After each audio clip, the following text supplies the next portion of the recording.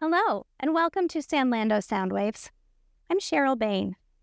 This is week 34, day 169. Today, our reading is from Malachi chapter 1, verses 6 through 14. A son honors his father and a slave his master. If I am a father, where is the honor due me? If I am a master, where is the respect due me? Says the Lord Almighty. It is you priests who show contempt for my name. But you ask, how have we shown contempt for your name? By offering defiled food on my altar. But you ask, how have we defiled you? By saying that the Lord's table is contemptible. When you offer blind animals for sacrifice, is that not wrong?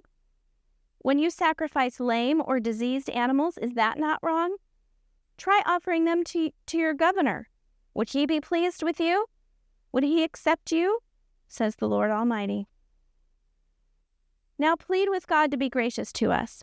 Which offerings from your hands will he accept you? Says the Lord Almighty. Oh, that one of you would shut the temple doors so that you would not light useless fires on my altar.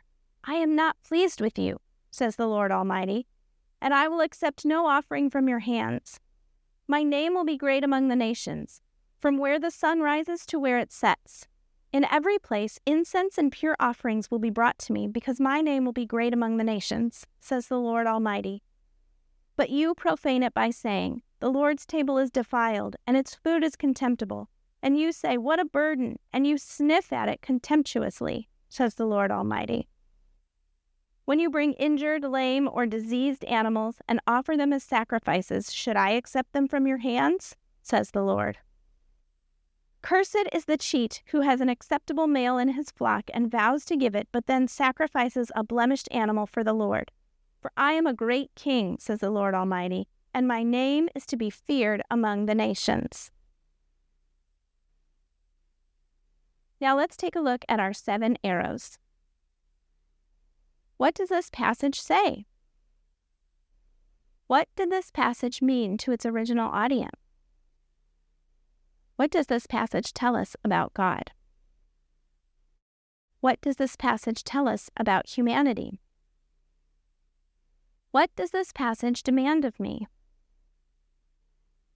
How does this passage change the way I relate to people?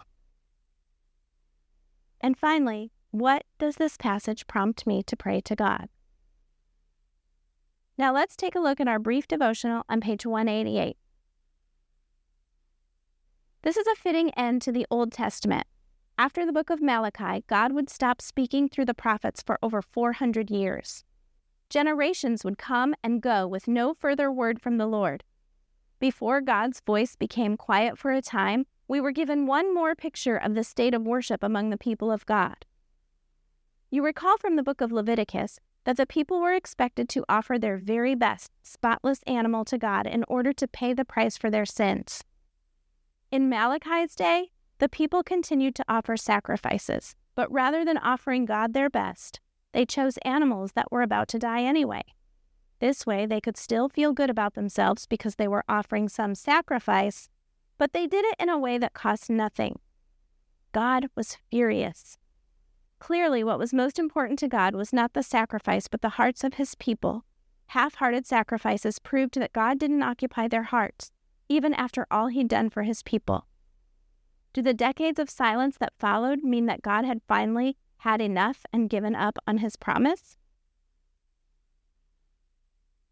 Thanks for listening. We hope you tune in tomorrow.